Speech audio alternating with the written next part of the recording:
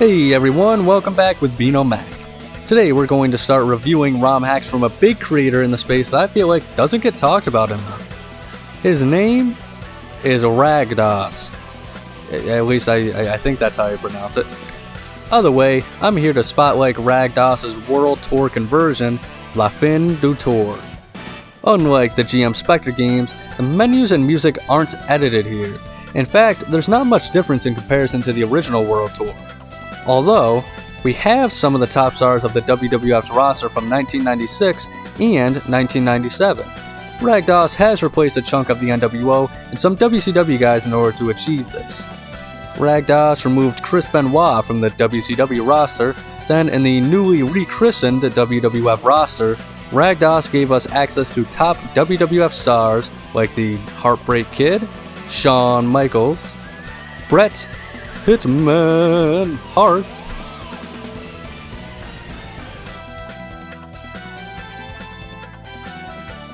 the Phenom, The Undertaker,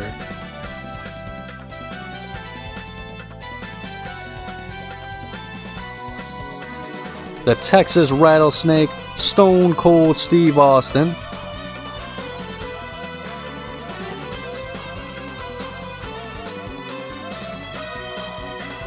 the world's most dangerous man, Ken Shamrock,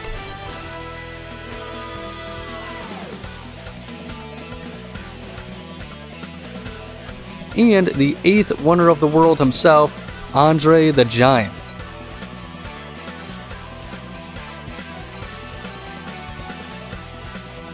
Kevin Nash, Scott Hall, Hulk Hogan, and Syxx have all been given new attires to resemble their classic WWF gimmicks like 1-2-3 Kid, Razor Ramon, and Diesel. I'm not sure what era this Hulk Hogan is meant to represent, but it definitely keeps me up at night. Finally, Macho Man Randy Savage seems to have been kept the same for this mod. New attires have been added for some other wrestlers in the game as well. Sting has a Wolfpack design and a new blonde surfer Sting from when Sting was a more innocent guy. Ultimo Dragon has an outfit that's based off of his earlier WCW vs. the World look as well. Those aren't the only new additions, however. On the Dead or Alive roster, we have Siberia, who is the Aki representation of Dr. Death, Steve Williams.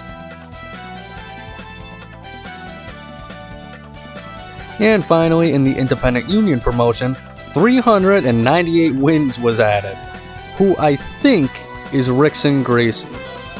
But don't quote me on that since I was never an MMA fan.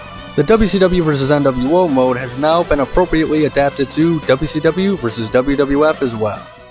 The WWF aesthetic doesn't end there though. In the main challenge mode, RagDas updated the NWO titles to be the WWF Single and Tag Team Championships.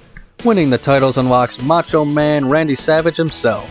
Finally, the last NWO feature replaced was the NWO ring. Now a WWF ring is in the NWO ring's stead.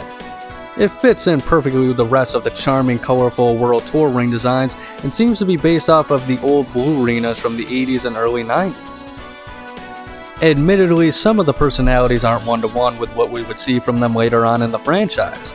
For example, Shawn Michaels doesn't have his trademark taunts, Stone Cold has a diamond cutter finisher instead of his dedicated stunner, and Undertaker's tombstone just doesn't have the same flair.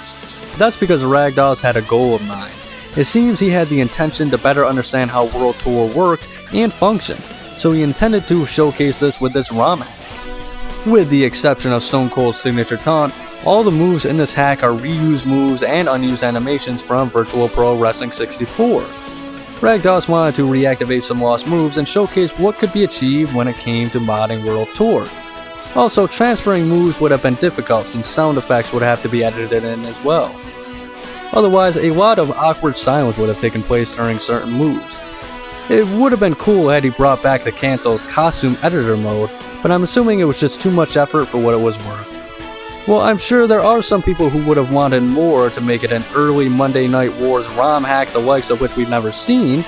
I think what we have is still enough to be a blast to play, and experience World Tour in a fresh new light.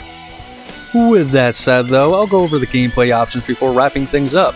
As previously mentioned, WCW vs NWO has been replaced with WCW vs WWF. It's the same as the World Tour mode, allowing for your choice of 1 to 5 wrestlers on each team, choosing the top guys from both rosters to have head-to-head one-on-ones. Once someone is defeated, they are eliminated. Then, the winner faces the next wrestler in line on the opposing side until only one team is left standing. Exhibition features 4 match options: 1v1, 2v2, 2v1 handicap matches, and 4-man battle royal mode. Tag team and handicap matches have elimination options and tornado tag options as well. League Challenge is the main campaign that has you choose a federation and go after their various titles. Winning the championships unlocks new wrestlers depending on the promotion.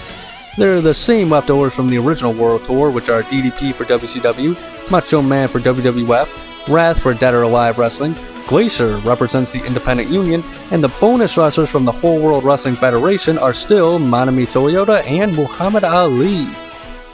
League Mode is a round-robin style tournament, which has everyone face each other at least once. The contestant with the most points at the end wins. 3 points for a win, no points for a loss, and 1 point to each for a draw. Up to 8 entrants in either single or team formats. Tournament mode is a single elimination style affair where once again up to 8 single or tag team competitors are allowed entry. The winner is the man or team that wins all of their matches. And that's all for today, folks. Once again, this mod isn't meant to be a massive overhaul or conversion of the game, but a really fun new way to re-experience a classic title that is often overlooked. If you enjoyed, please like and subscribe. Ring the bell to be notified of AKI reviews, comparisons, evolutions, and playthroughs every single Saturday and Sunday. Above all else though, please remember to have a nice day.